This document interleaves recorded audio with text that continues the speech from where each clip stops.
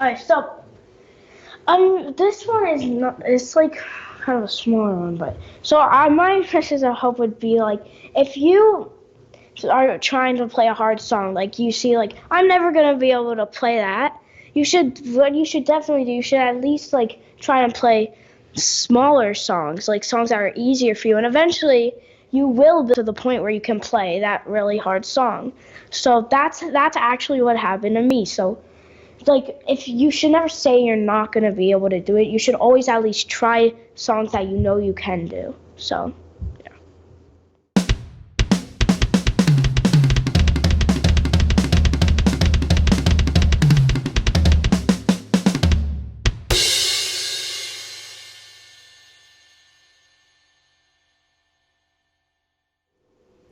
Hey everyone, welcome back to the All Music Matters Net podcast. I'm your host Brian.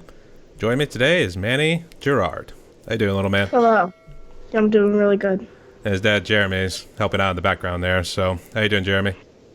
Hello, thank you, Brian. No worries. And welcome to our podcast and everything. Where are you guys hailing from? We're calling from Connecticut. Did you guys get hard at that polar vortex too? It wasn't bad here. We got bad winds, but We don't get snow that much here lately. Well, that's good because it was a different story in my state of PA. So very cold to say the least. So Manny, the way to work this way. Okay, sorry, a little tongue tight there. The way this works is I just ask some questions here. We just get to know your story a little bit more, both as an individual and as a drummer too. So you ready? Yeah, let's go. All right. So first question. Tell us a little bit about yourself. How did you get into drumming? So, I got into drumming when I was essentially an infant. I would make pillows and I would just essentially bang them and have like a big batch of pillows everywhere and I would bang them.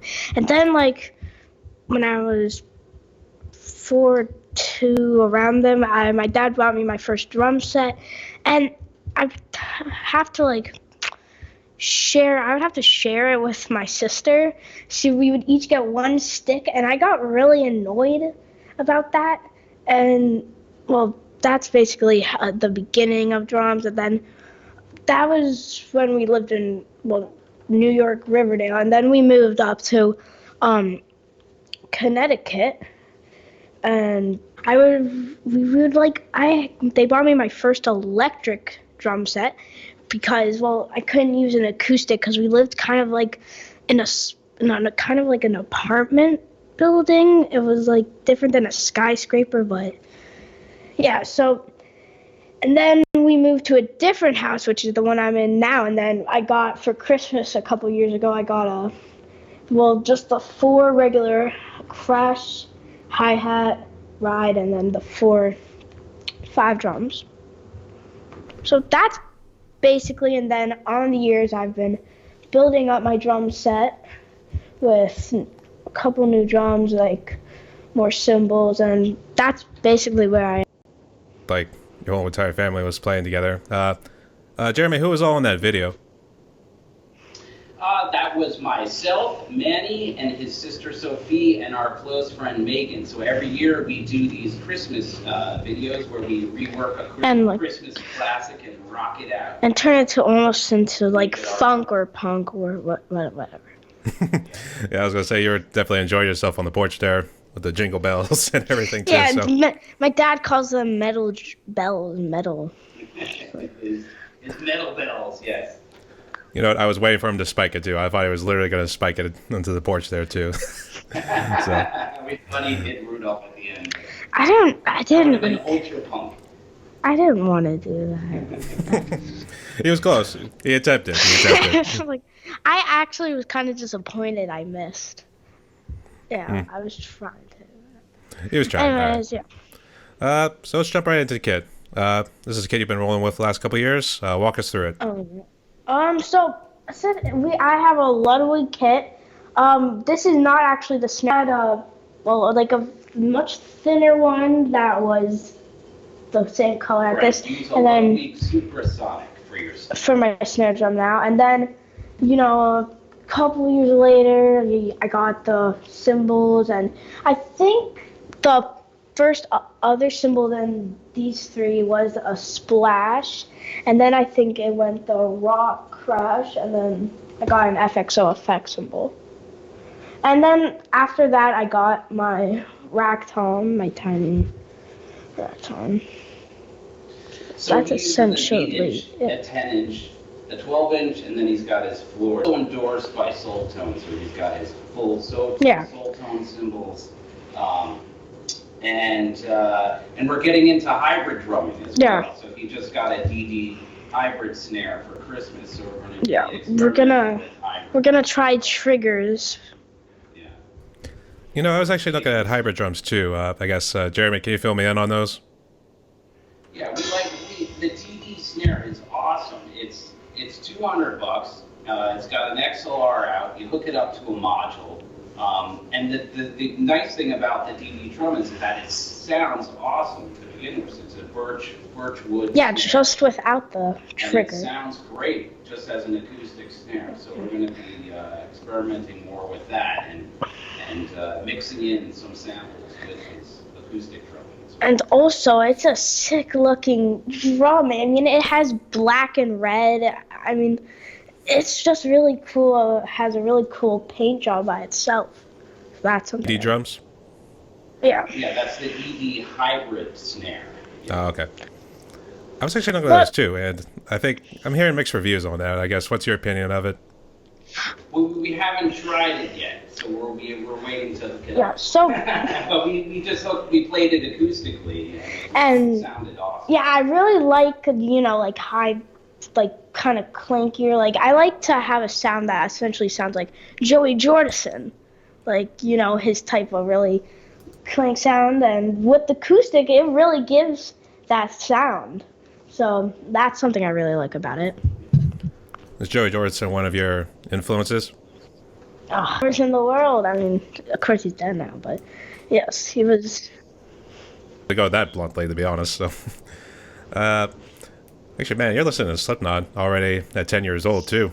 Your dad really must give you a lot of freedom. I really like them. I mean, so essentially, why I really like the like how I got into listening to Slipknot. I go to this place called School of Rock, and it's like where we can do shows with a bunch of other kids. And we did a metal show, and then they did this song before, I forget, and then I played it because I didn't know if that was Slipknot, but then I played it on like speaker or whatever, and then I really liked that song, so I started listening to more of them, and then I turned out to really like them. You know, funny enough, that was actually how I found about Slipknot too, but that was actually through Guitar Hero during my time. And that's why they got bigger. I was gonna say, did you play Guitar Hero too, or you guys do Rock Band every now and again? I was thinking of getting Guitar Hero, but like I don't really want to. I don't play guitar, so I don't really want to. But I did hear from some guy that's exactly why before I forgot so big they put on Guitar Hero. I was really surprised by that though. It was. It was actually super killer on that too, but it's a different story when you're playing it on expert too. It's more fun when you're doing it on hard mode. But I guess did you have any other influences? Well, yes, Manny. I have essentially all this. Kiss was my favorite band for so many years, and essentially it's still my favorite band. So I like Eric Singer, Eric Carr. I like. What's the guy's name now? Peter Criss was the original. Yeah, no, I thought I did. Okay, sorry, Peter Criss, yeah. And then I also have Chad Smith, of course. He is amazing. From the Red Hot Chili Peppers. I mean, essentially, like the great metal drummers too. One of my influencers who is also a YouTuber is 66 Samus, so I really like him, and that's most of them. But I know 66 Samus, yeah, and I've seen his channel every now and again. Does he strictly do more metal covers, or does he kind of jump around a little bit? No, he's a metal drummer. He's full on metal. I don't think I've ever seen him done like a funk, punk, like jazz or anything. I kind So of jump around with mine every now and again, but it's strictly within rock. I don't know if I did anything with punk yet. I'll have to recheck, but I've done stuff in metal too. So I guess before I forget the only one you've done in the metal genre. Have you attempted any others? no. Okay. So I haven't actually done this on my channel. I played through the Fire and Flames.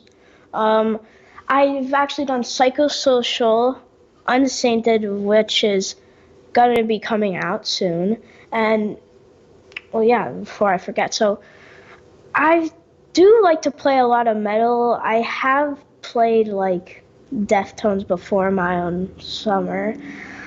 I do try to experiment with it, but I'm not good at blast beats, so I can't play like Slaughter to Prevail or any of those really crazy metal bands at all. So. I was say, Jeremy, you're in for a rough teenage years whenever he reaches that point, when he gets into the heavier metal stuff. Well, I encourage whatever. The drumming is so amazing on the Slipknot or most of these metal songs. So we encourage him. I've gotten to learn them, and he's super gifted at learning these crazy Slipknot songs. I mean, the British management agency Music Rounds picked up a couple of his videos. They have 4.5 million followers, and they're very much they believe in Manny and pick up his videos and broadcast them out to everyone. So it's pretty cool. So well, yeah. So, yeah. So like, I forgot. Sorry. I think of any other drummers, or are you trying to think of something with the whole thing with the metal scene? Oh yeah. So yeah. I got my dad from essentially hating Slipknot. He didn't like them in the beginning, and I've got him to actually be a big fan of them. I've got him to turn him into a maggot finally. You got a maggot finally. Yeah. Oh, I love you, kid. Yeah. Actually, I would say they toned down their darkness a little bit since the Iowa album. Yeah. Oh yeah, yeah, that was a great album. That's where Joey Torson really did the blast beats. And then, I mean, All Hope Is Gone is also a great album, but that's not as dark. I think they went less dark. I heard Clown say in like an interview that for Iowa they were trying to be as dark and mysterious and creepy as possible by not getting arrested or, anything like that. Well, I think the album symbolized like their personalities, like what they were going through at that time. So I think the way Corey Taylor said it, the lead singer, he was yeah, I know. I think it was along the lines of, we just went being these 9 guys out of nowhere in Iowa to like big shots. Now so, and then you can kind of see it. It's now all hitting them pretty hard. So everybody's stressed. They all hate each other. Somehow they put together a very dark album that makes it #1. And I guess now they really love each other, I think. Apparently, that's what they say. Depends on what you mean by love, but they somehow stick together. They call themselves brothers, apparently. That's what they say. And I think they've lost 2 members from the band. They've lost Joey George. One of the percussionists, Chris, he left the band. Oh yeah, Chris Fenn. Yeah, I know. I think he did a lawsuit. It was something like that, but I think they settled it behind closed doors. That was the guy with the long nose and everything too. And That's in the beginning when I knew nothing about Slipknot, he was my favorite because he had the most comedic mask out of all of them. Yeah. Oh, I'm talking about, like, before I forget, it was the first one, and then Left Behind was actually the second song I ever heard about them. But that's also probably like one of their creepiest music videos too. Okay, I was gonna say that, but I was also gonna say I think the self-titled song Iowa from the album, which is the last song, was like 15 minutes long, and that one tended to be a little creepy. And I think Corey gave some crazy stories about himself. But I guess, have you ever seen the live performance? It was called Disaster Pieces. I actually listened to Disaster Piece. I have been listening more to Iowa, like Eyeless. I like really find the beginning drum part to Eyeless really incredible though. But Disaster Piece, I'll have to listen to that because people tell me. Well, this was actually a DVD, and this is actually something I haven't watched in a good while, but this was way back when they came out with Iowa and they were performing in London. I'd say that was one of the best metal shows I've ever seen live performed to. So it is called Disaster Pieces. So it does play the song Disaster Piece on it. So you see what I mean. And I was trying to think if there was anything else with Slipknot. Trying not to get too far. Do you also follow their side projects? I think Corey Taylor, he does Stone Sour, and I think... Yeah, he's Stone Sour, and then I think he does other stuff, like he's a solo artist, I think, too. Because I've seen, like, YouTube videos or stuff about just saying Corey Taylor live, not Stone Sour. So, I think he possibly might be solo artist. I don't think any of the other band members in Slipknot are doing anything else, though. I don't think. I think the one guitar player, James, the real tall one, he's I think he was in Stone Sour originally, but he might have left that group, so I'm not too sure about the story behind that, but I think I remember Jim was in Stone Sour, really? I think that was the story. I don't know, if anybody wants to verify, just let me know in the comments, but regardless. What was I say? Yeah, we'll save it for another time. So, let's get back here. So you talked about an electric kit that you have. What was it? Again, my dad should probably answer that question because it's like different from, it's kind of different from any other one I've ever seen. Like, you see the ones with the white pads, it's like, it's kind of like a starter kit. Yeah, it was just a Behringer electric. That was just when he was very little. It was for the... But now, like I said, we're going to get more into triggers and triggering from his acoustic set. Yeah, we're gonna try a snare and a kick first with triggers and see how we like that. I was gonna say, do you guys not have it anymore? We do have it. Yeah, he uses that one in his bed. Yeah. That's when he's past his bedtime. He wants to get a little play before bed. A while ago, I actually used to hit it so hard. I actually made a big crack in the pad of the snare drum. So we had to like replace that pad. Jeez. Yeah. You made drum go boom too hard, so. That's the only other thing I've broken on a drum set. Other than my old crash, I somehow made a really like big dent, like crack in my crash, which was really weird because I didn't think I was ever gonna break one of my cymbals. Well, so they always break something sooner or later. That's the fate of us drummers. That was like the best time to happen because my new Solitone crash was coming. My new Solitone cymbals were coming, so it was the perfect time to replace cymbals. That's pretty sweet. And the reason why I bring it up is, and this is normally a question I always like to ask in my interviews, for some of the drummers who do what they call satellite sets, where it's like encompassed all around you, for the purpose of space, would you ever consider combining the electric sets with like the acoustic set there, or I guess eventually your hybrid set? Well, we're definitely gonna try triggers, like combine actual electric drums with an acoustic drum. Along those lines, yeah. Oh, so. Yeah. I don't think I would do that because it's just, I really like acoustic is, so I really like acoustic, and well, adding an electric drum set, I've never really thought of that, but I guess some people might like that because also it'd be extra drums. Well, he does use a sample pad Pro. He uses an Elisa, so he has some pads as well. Yeah. We do integrate some. I was gonna say, I see it right in front of me there, so I guess what sort of sampling pad is that? It's an Elisa Sample Pro. It's the Elisa Sample Pad Pro. Yeah. Thought they gave a little creative with the names.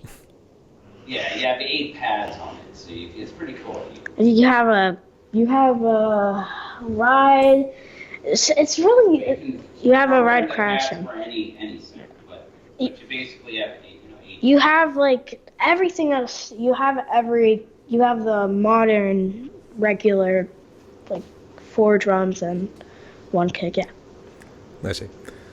All right, that'll be pretty cool. I guess we'll have to see what your future videos show. But let's see. So I guess what do you love most about drumming?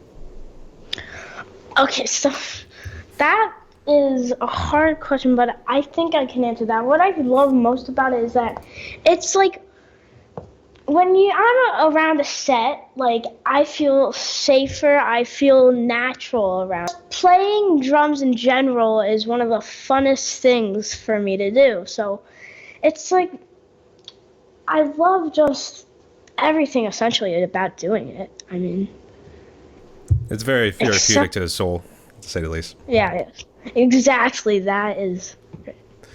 That's actually, well, that's always the like big number one thing that people always say whenever I bring up that question. But I guess it also serves as a little bit of a stress reliever. And I guess, do you tense up at all when you do your drum covers too? Because I've always known it when I see the red light either flashing or it's like the hard red. We're recording. No, I try to, when I'm recording, I try to feel like it's just a normal day on the set. I don't think about the cameras. I just think about, playing. That's because if you think about the cameras too much, your mind can get stressed and make too much big of a deal about it. So I try to think more about the drums than the cameras. Well, you are indeed a trooper, I will tell you that much, because I still have that problem. And the thing is, I don't know why. It's like, okay, I know what the song is. I at least did all the notes and everything. And then when the red light just comes on, it's like, damn, there's like millions of eyes just staring at me. So, right. I don't know. Well, Manny's had fortunate, Manny's grown up, I'm an audio engineer, so he's grown up in studios. And so he's been recording since he was like, I don't know, what are we doing? Probably 3, his first demo, and we record all the time. So he's totally experienced in playing to click tracks, and we do tons and tons of recording. So it's like second nature to him. Yeah, before I started the idea of the YouTube channel, we were actually thinking of always just having a camera there for if I do something really good, you can like use that or post that on some social media website. Right. Always have the cameras roll. We'll say kids play the darnest things, so you can just put that on TV. So that's pretty sweet. And you say you guys do demos, I guess. So which ones have you done? We've done like Run Run Rudolph. We've done White Christmas. We've done Let It Be, and is that it? Or we've done a couple original songs, yeah. Oh yeah, we did this song called Treat, which is about our dog, but it's. Manny and his sister wrote about his dog, about their dog. Yeah. It's more. So yeah, that was our main project for a long time. That's pretty sweet. And I guess, Jeremy, are you the audio engineer that puts it all together? I did put it all together for Manny, yes. He does the editing, he puts the tiny box for the kicks. He essentially does everything, yes. That's pretty sweet. All right, and we got a visitor. Yep. Is that our mascot? Yeah, this is the dog we wrote about. Yeah, that's Poncho. Treat. Punch. Oh, Poncho. Oh, I thought you said treat, so okay. Cute little bugger. And I guess, speaking of YouTube, let's get to your YouTube channel. When did you guys start it, and I guess what do you hope to achieve with it? So what we hope to achieve is When did we start? we started 2022 this year in October, which our first video ever was Can't Stop by the Red Hot Chili Peppers. Yeah, so our first couple covers were the Red Hot Chili Peppers, and then we started. My goal for the channel kind of also is to try and do everything. Like, I'm gonna some kind of like do jazz maybe someday, but I'm trying to like do funk and metal. That's my main thing right now. And so my goal for the channel is to someday, what I hope the channel becomes is at least 1,000 subscribers. In a couple years, I really hope I'll have that. And I don't know, maybe all and all the views together, maybe 200,000. That's a big goal, but I hope to have that because the channel's actually been going really well. So I was gonna say that help out with the shout out I gave on my McGrip show. Oh yeah, that was. We couldn't thank you enough for that. That was really nice. Actually, you're the only one that's responded so far, and that's it's kind of sad too. I'm feeling like I give some of these other guys nice little shots too, and they're small channels as well. So, actually, thanks for responding too, and keep on rocking there, little brother. I guess what were you guys like when you saw that? Oh yeah. Okay, so what we were like, I was like chilling, just watching Netflix or whatever, and my dad came up and said, "Look at this," and then it just came you talking, and then it just showed my icon, which. Yeah, we were really excited about that. Especially my dad. I was like, "Oh my God, this guy just." But yes, that was very cool. I guess what was that drawing? Was that one of your early drawings, or I guess how'd you put that one together? So I actually draw that from just a regular sheet of paper. I was like, I either Kiss and Slipknot together. I want to make a mask when I grow up. So I designed my own mask, basing it off art projects I've done and other stuff. I essentially came up with that, and I'm hoping someday I'll be able to 3D print that and then have that as my mask for every cover. I was gonna say, yeah, the way you love Slipknot so much, I think you're gonna be like it's now Jay Weinberg who's the drummer for Slipknot, I guess. Yeah. That's actually what I want to talk about. What do you think of Jay Weinberg now as a new drummer for Slipknot? Okay, so I really like him. I've seen interviews of him. He's a really nice guy. He's the son of Bruce Springsteen's. Max Weinberg was the drummer for Bruce Springsteen, which is really cool because his dad did something so mellow, and now he's the drummer now his son is the drummer of Slipknot. So, yeah, I think Jay is really cool. I think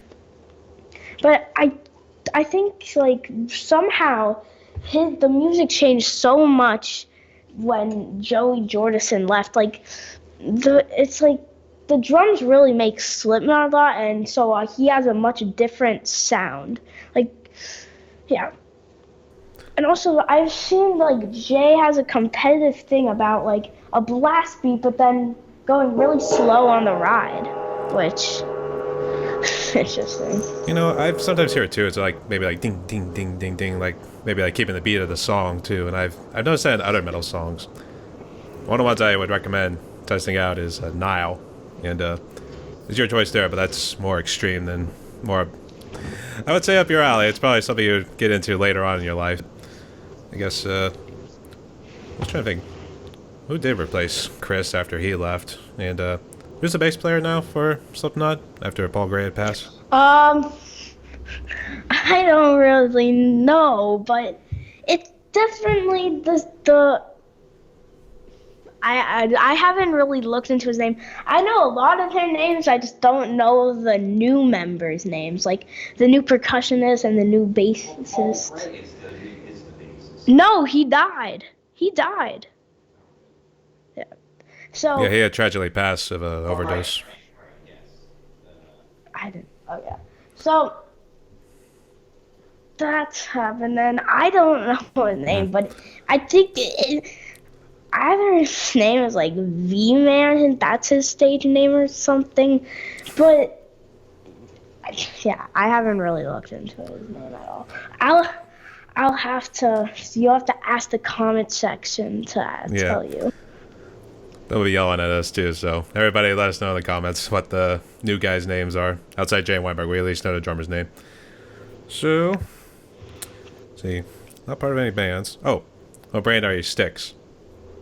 Oh, so actually, we are recently like working with a company called Collisions, which we're thinking we're gonna do an endorsement with them. But for right now, the brand I use is Vader. No. Wait. Vader.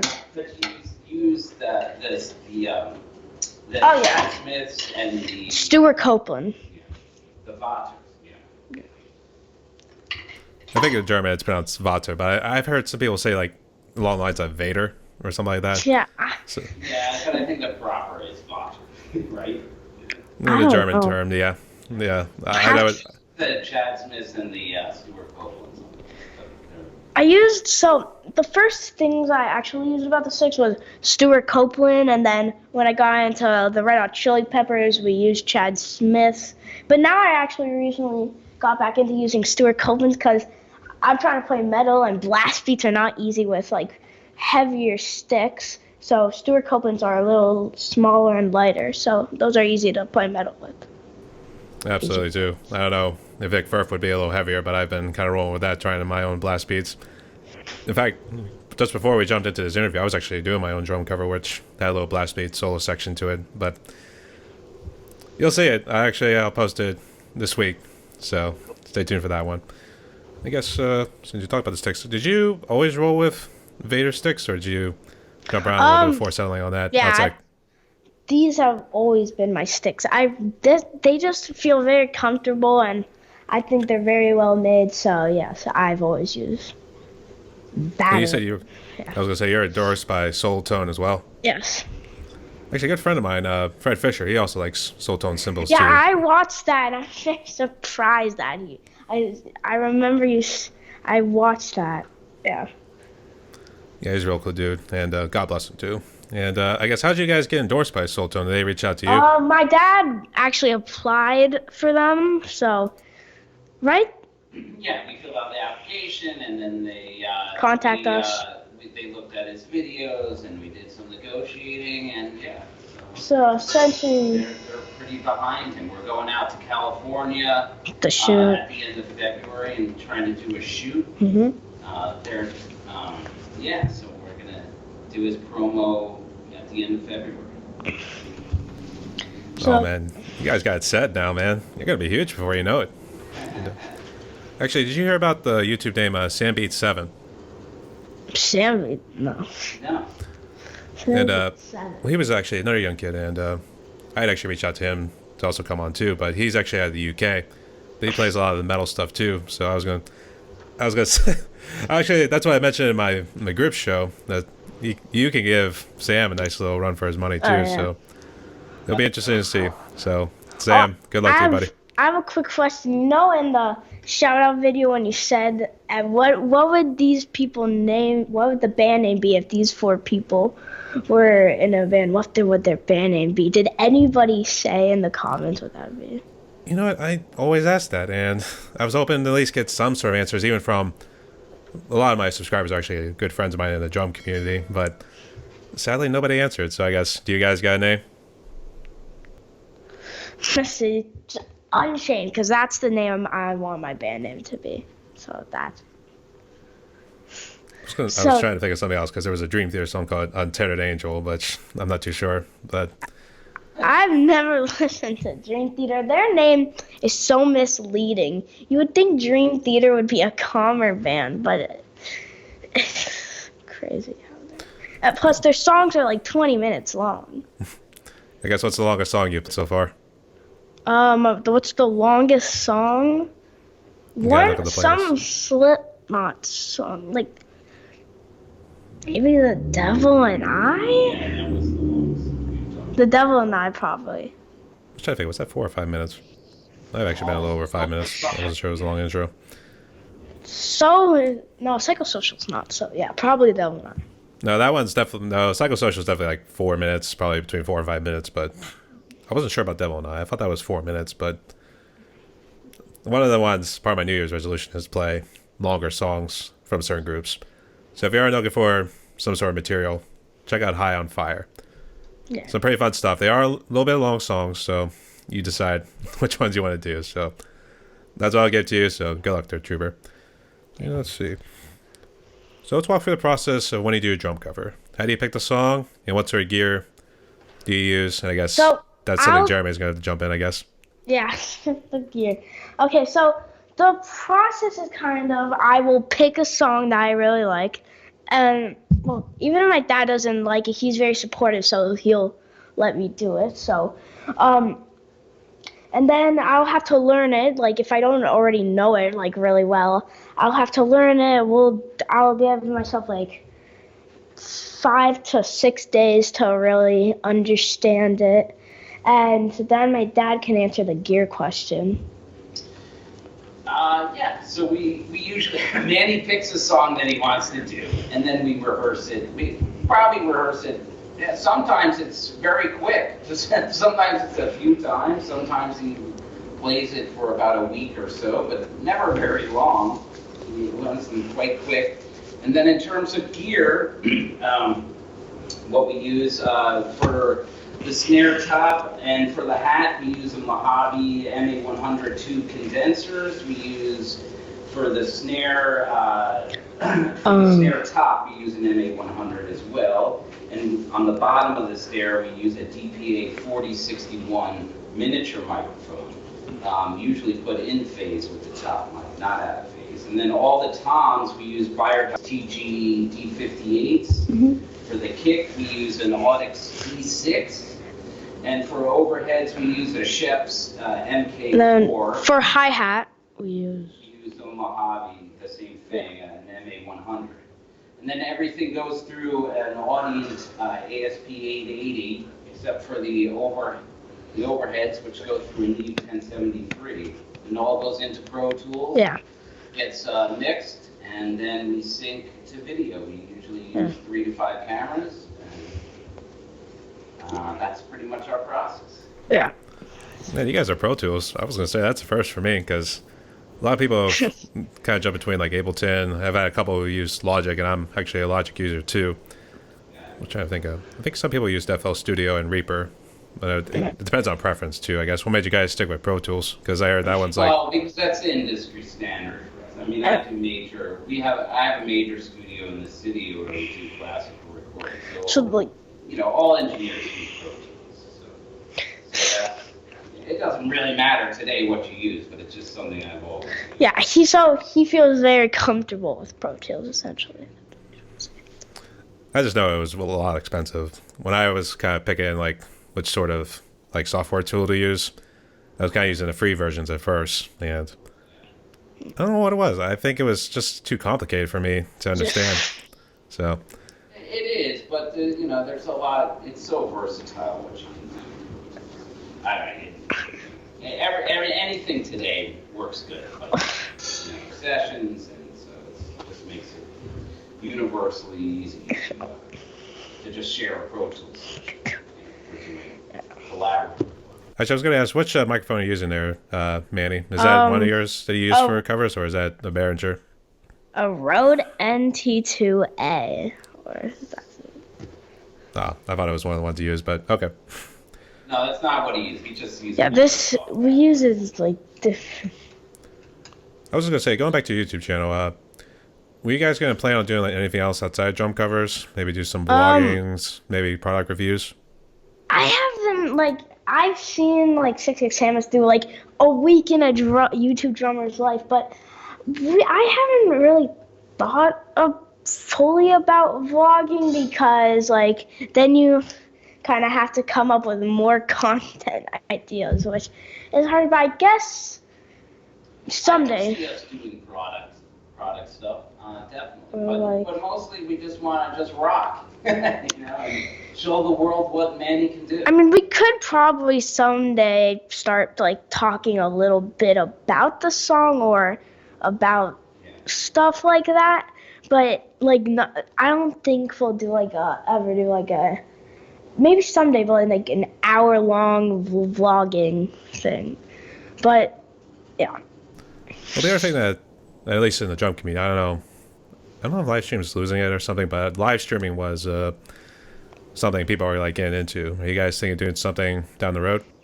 Yes, yeah, we've thought of doing like live streaming, like just playing whatever we want for like Take requests. or like an hour or two.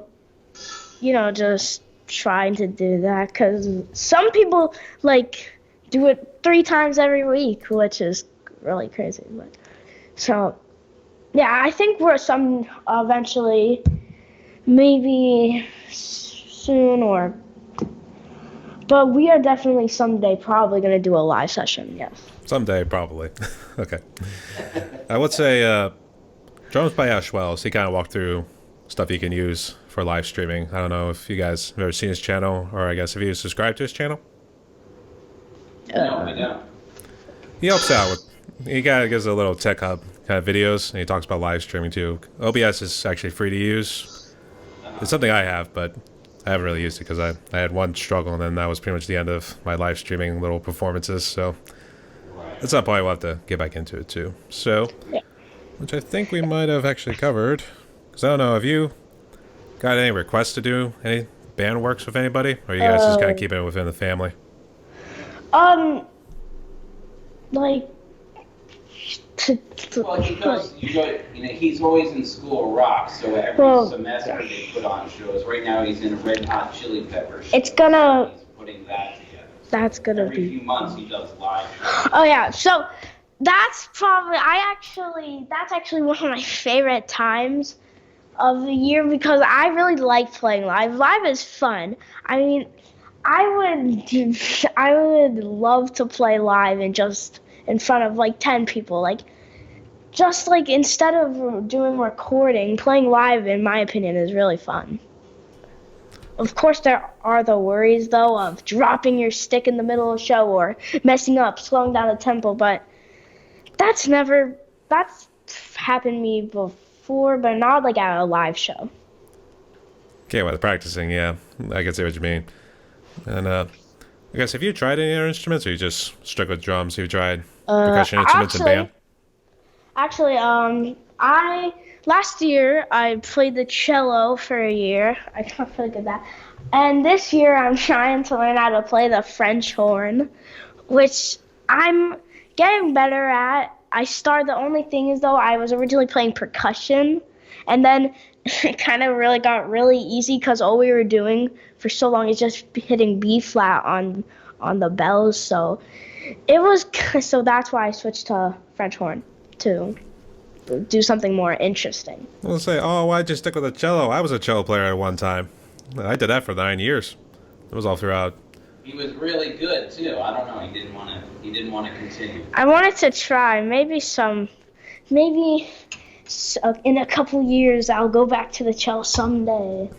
But for now, no. I'm trying to learn how to play the French horn. But definitely, yeah. Also, other than the cello, I am horrible at like string instruments. I have a guitar. All the strings are broken. So I'm really bad at that, but yeah, essentially rhythm is more my suit. He's too destructive. That's the thing. We need him to stay on the drum set. Yeah, it's guitaring too much and note reading too much. I don't want to have to learn a whole new instrument again. I was going to say, was it an acoustic or was it the electric kind of guitar? It was too big. I would like, when I was a kid, I would play with the guitar fakely because it was fun. I would like stand on my bed with a fake microphone stand and like sing to Kiss and just try to play to it. But otherwise, I was really bad at that. But for a long time, I did try to play the guitar, but never really even knew how to play a note or a scale. So it was more just like a thing that was fun. Air guitar, yeah. Air guitar, too. At least that one's, the air guitar is at least a little bit easier, but I guess have you tried doing bass guitar? Bass. My sister's actually an incredible bassist, but so also I cannot trust her. I cannot touch her basses. That is not allowed. So, but no, like I do not play the bass. Alright. Those basses are for my sister, not me. All right, I see. Actually, did you ever see the movie Step Brothers with Will Ferrell? Will Ferrell? Okay, if it has Will Ferrell in it, I would want to see it, but I have not. There's actually the scene that involves a drum set too, but it is a little bit more mature. So, Jeremy, I'll let you go ahead and watch it and make the decision yourself. I'll have to check it out, yeah. Okay. So, let's get into a little bit of a serious question too, because Yeah. sometimes, and this delves into COVID too, so I guess, Jeremy, you can also jump in, kind of say anything here, but I guess how bad did COVID affect you and your family and community? So, actually, I mean, in our town, like, we couldn't go to actual school. We had to do, like, online school. My mom would, like, help me. I guess, like, teachers or schools would, like, you know, like, give you homework or work you have to do. For a long time, I did that, and then, like, we have this thing in the morning, like, at every school, and at least I think in my district, you have to, like, watch this, like, thing that tells you the weather, or, like, this video that 5th graders get to sign up to do. It's, like, they'll just tell you everything that's going to happen, like, if you're going to have outdoor or indoor recess, or, like, stuff like that. And we would watch that on, like, they would send you a link from home, and then a couple years, maybe not a couple years, but later I went from actually one school to another school that I'm previously in now. So we went back to school, but we would have to wear a mask inside and outside for 7 hours, and I really hated that. So that really was annoying, and then like they started to ease you out, like you didn't have to wear it at like recess, outdoor recess or anything like that.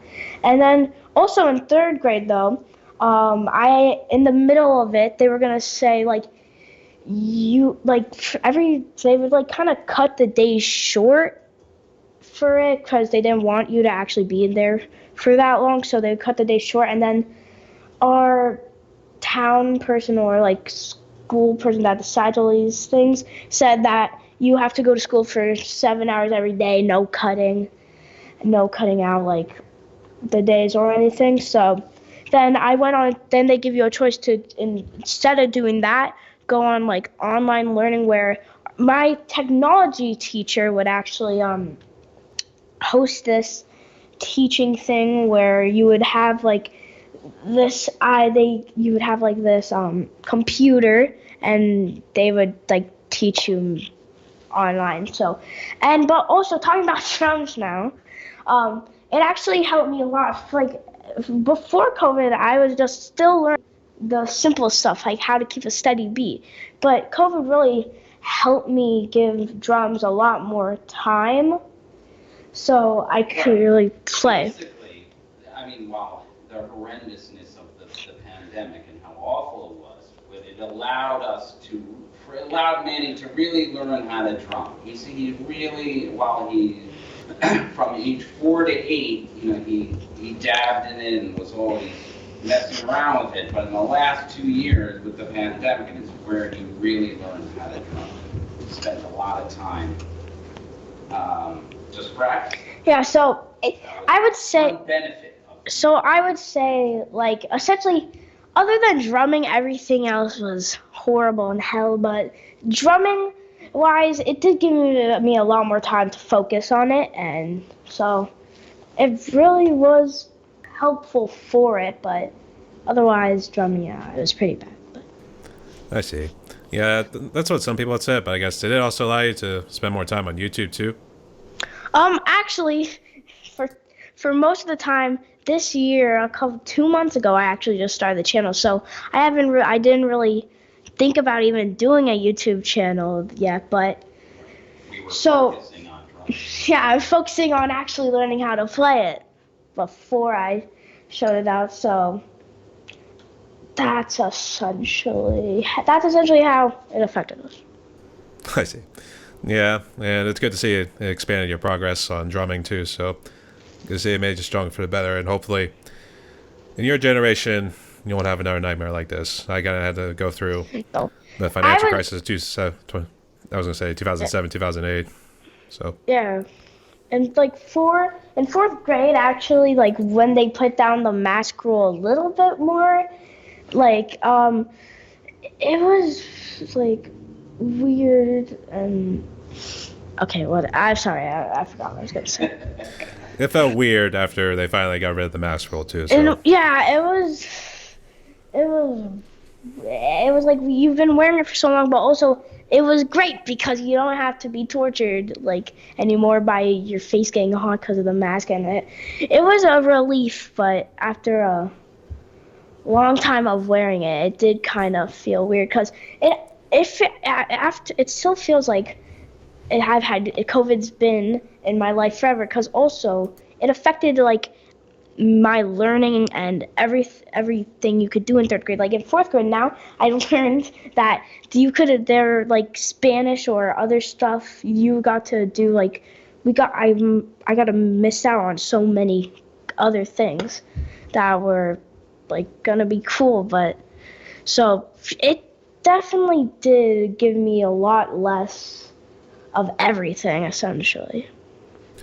I guess, Jeremy, how bad was it for you? Did you have to kind of work from home a little bit, or were you kind of out of a Yeah, job? well, luckily we have a edit and mix facility in our house, so I was able to do a lot of work here. But yeah, absolutely, it was a huge impact on the music industry. Especially, I'm a classical engineer, so the whole opera world essentially stopped for 2 years, and now it's restarting up. But it impacted us in every way. Yeah. Yes, it was very. We were very lucky because we had the equipment for like my mom and my dad to work at home. If we didn't have the equipment, it could have hit us much more. Voice teacher as well, so she was able to do online lessons and all through the pandemic. I see. It's good to see you guys made it through it too. So good to have you along for the ride here, Manny. All right, so let's get to some fun questions right now. You ready? All right. So, what is your favorite drink right now? Okay, my favorite drink. So, actually, I was like, I don't exactly have one, but I would say definitely milk because I can explain why. Like, it's better. It's like a drink that has flavor and it hydrates you like water, and it's like, it's not like soda where it's bad for you. I mean, it's just a drink that you can have and it won't like affect you that much in any way Was it chocolate or like milk? hurt your body. No, regular milk. Oh, come on. Killing me, man. You always gotta go chocolate. Hot. Oh, he likes chocolate. Yeah. I mean, I'll chug a good one that's from the United brand too, so that one's my personal favorite. I don't know which brands they sell up in Connecticut, so. And I was gonna torture you a little bit because I thought your dad would give you a little taste of alcohol eventually, but you're still a little ways off there, kiddo. So we'll get to that maybe when he's 18.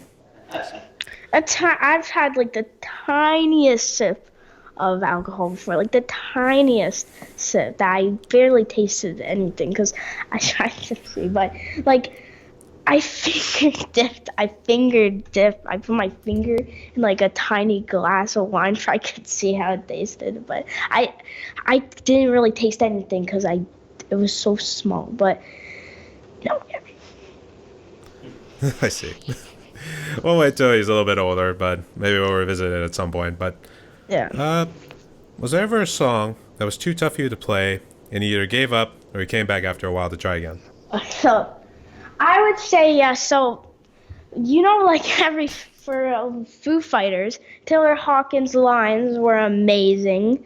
They are complicated, and I actually that's happening right now. I'm trying to learn Foo Fighters song. It's getting like really hard. It's really hard, so I'm gonna try and learn that. But I have kind of stopped doing the Foo Fighters because I want to focus on things I can really do well. So I think I am definitely gonna come back to the Foo Fighters though. I was gonna say, which song from the Foo Fighters? Because I know "Best of You" was actually a real fun one to Well, play. actually, I actually can play one song by the Foo Fighters, Monkey Wrench, but otherwise than that, Well, we were working on Learn to Fly and a couple others, but yeah, I mean, anything Taylor Hawkins is just really tough, but we love Taylor. And we're also working on a bunch of Dave Grohl stuff, always. Which Nirvana? Oh, Nirvana. We obviously Smells Like Teen Spirit, but stuff that didn't become hugely famous, In Bloom, and I love Nirvana in general. All their songs are amazing, essentially. Yeah, I know what you mean too, and rest in peace to all the members there. Actually, I was gonna say Chris Cornell, but that was actually Soundgarden. I guess, do you ever try anything from Soundgarden? No, but I do really like Soundgarden. I think they're very unique too. They have a very powerful sound, but I have never attempted or really played Soundgarden. But I will have to someday do that. I was just listening to a song like My Wave, and that one was absolutely ridiculous. It's even simple. I'm gonna say 4. Actually, it may have been 5/4. I'm not too sure in terms of the time signature and everything, but that one just gets a little bit crazy. And then the ending, it's like, how's he even give a track? I'm losing track. So you're in for a treat there too. So good luck to you there. It's gonna be hard. So, which drum cover would you consider as your favorite? Alright, so definitely is a hard one because I've done all songs I like, but definitely one of the Slipknot ones. So maybe The Devil and I, because that was the first song actually I ever really did a blast beat to, other than Through the Fire and Flames. But yeah, I think it would probably The Devil and I. That was a really fun cover. That's right. You actually did mention Through the Fire and Flames too. I guess, how was that one? Because you always hear more about the guitars with that song for the obvious reasons, since it's pretty insane. I guess, how was it playing drums? Playing drums? Yeah.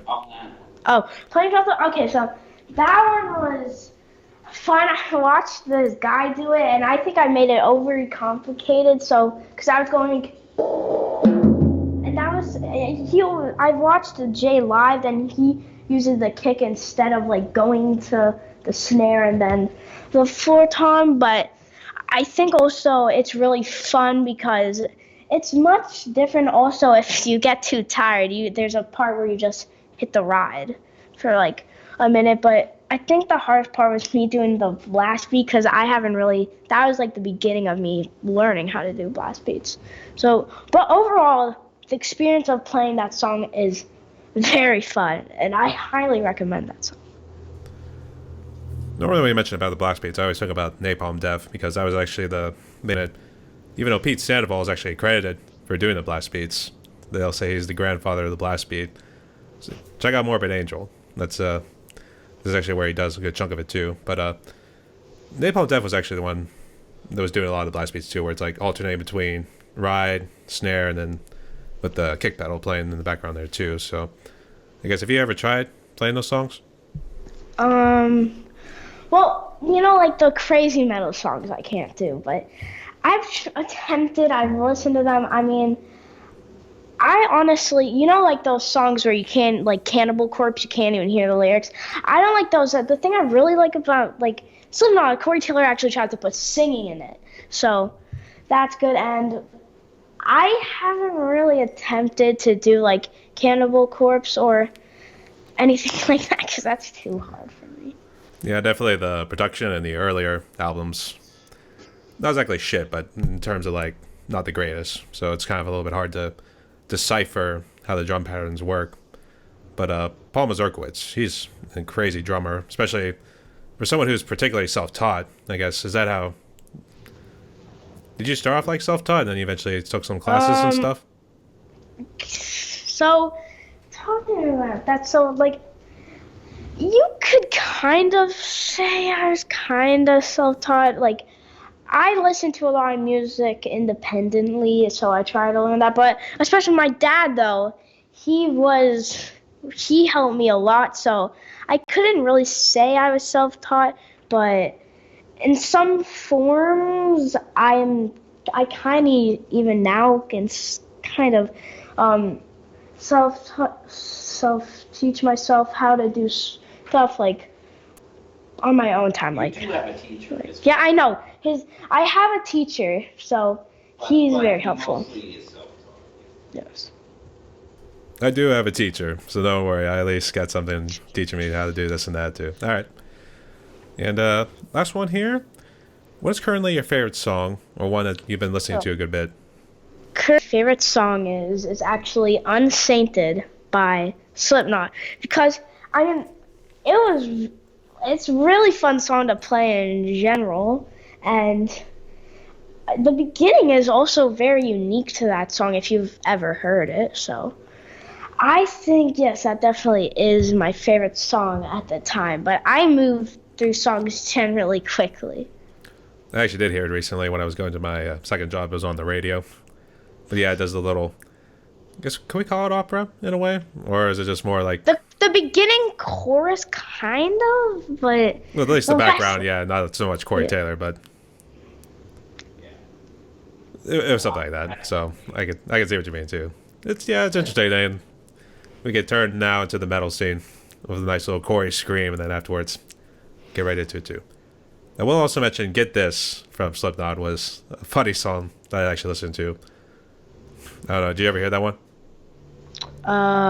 Wait, which one? It's called Get This. No. Which album is that off on? It would be off their first one, but I think it was... Slipknot. No, I've not really listened to their first album. I've listened to Iowa, but I do sometimes listen to their first album, but no, I haven't listened. Their first album was more of a...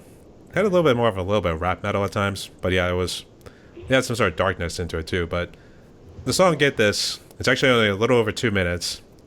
Yeah. Maybe the special edition album, so I'm not too sure. It's actually kind of funny. But I guess, did you have any questions or anything else before we jump to the last question? Not really. might have one question. So for you, are you endorsed by anyone? I am not, and it would be nice to get endorsed eventually because I kind of roll with a Roland T25 kit, and that's pretty much the only one I've been doing. But I use Fig First sticks. I haven't really actually applied to anything yet, so yeah, you should try that because, like, they do this. Like, I bet you could get onto it. You should try Soultone probably because Soultone, they have really good cymbals, so I actually highly recommend them. I don't know about getting an acoustic set because I may be an adult, but I still live with the parents, so that's at least one benefit of not having to pay too much rent. I will say that when you reach a certain adult age, it's never a bad thing to move back in with the parents. So, little word of advice going forward. So, I don't know about an acoustic set down the road.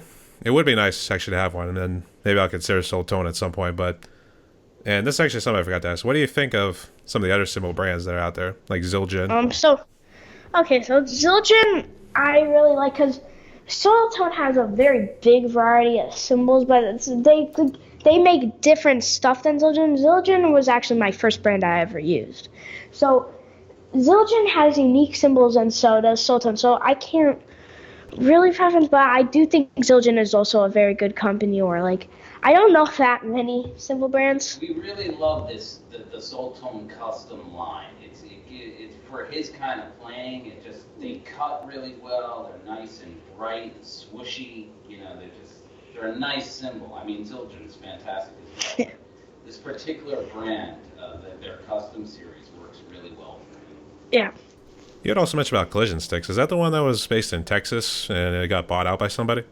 They are based in the UK, and they're like the biggest brand in the UK. So they are interested in endorsing them. We're waiting for a whole series of sticks to come because we've never tried them. We want to try them. We want to feel them before we jump into conclusion. So we're going to test them out and see if he likes them as much as his matches. You know, he was right. That's right. It was based out of the UK because I do remember another drummer in our community. He had so many endorsements, but he was actually wearing like the hat. And I think he had, outside of sticks, I think he had like the merch too, so I could see why. I think which brand it was. They're supposed to be really good sticks, so we're excited to try them. So. The reason why I brought it up, I just remembered it in another interview I was doing, which was Matt Jackson, CCM drummer. He had talked about sticks. I think that was based in the US. I think he might have said it was in Houston, so I'll have to go back and check which brand he had mentioned too. So that's another time. So for the last question here, I guess before I do jump into it, was there anything else or any shout outs or anything you want to give? Okay, so shout out wise, not really. I mean, 6 Samus already is really big, so I don't need to shout out him, but no, not really. Yeah. I guess I could give one thing though. So like if you see like a small channel, like a drumming channel or whatever, trying to try out, you should definitely just shout out to all those like starting out channels. Like if you see one of those, you should at least try and like one of their videos or something like that. I'd say the one thing that always stinks when I was actually trying to formulate my shout-outs and everything, I tried doing it by channel, because that's actually how I found out about you, too, but you have to scroll through so many. In fact, you find a lot of big channels first who have, like, the thousands to upwards to 1 million. So that's always a little bit of a drag at first. So it takes a little bit to find those new guys. And even when you find somebody who has, like, a small subscriber account, you don't know if it's what I call filler accounts, because it's like people who are not maybe real or something like that. So, fortunately, I was able to find you too. So it was good to give you a nice shout out there, kiddo. All right. So for the last question, and Jeremy, you can jump in with this too, but it deals with having some sort of message of hope, considering what COVID has done. Yeah. So, what sort of message of hope could you give to musicians out there? All right. So, this one is not. It's like kind of a smaller one, but so my message of hope would be like, if you are trying to play a hard song, like you see, like I'm never gonna be able to play that. What you should definitely do, you should at least like try and play smaller songs, like songs that are easier for you, and eventually you will be to the point where you can play that really hard song. So that's actually what happened to me. So like if you should never say you're not gonna be able to do it, you should always at least try songs that you know you can do. So yeah. I was actually waiting on Jeremy. Jeremy, did you want to throw in anything? A message of hope, I would just, like Manny's advice, just, keep at it. No matter, just keep working, practice, and there's always someone better than you, and just, be humble. Absolutely. Spoken like true prodigies. That's what we would say. All right, so Manny, Jeremy, we reached the end of my podcast right here. Do you have any final words or anything you want to say before we close? No, otherwise go subscribe to Unchained Drumming. Otherwise, yeah. Rock on. We need more rockers in the world, because the world is going over to pop, which is bad. Have to fix that. Yeah, the metal seems to slowly be losing its edge, or at least it's now infusing all sorts of different elements of maybe what you would consider pop. So, yeah, we'll have to see what happens. So, we'll have to see. Let's keep going. Thank you for having me. This was nice to talk to another drummer. It was really nice. No worries. And actually, was this your first podcast, or have you guys done any other interviews?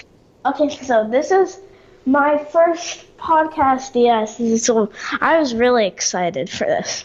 Sounds good. And thanks, Jeremy, for putting it all together for us. So, all right, Brian. All right. Have a good night. Happy New Year and happy holidays. No worries, but wait, I got to close like this. Everyone, my guest today was Manny and his father Gerard, and go subscribe to their channels and everything.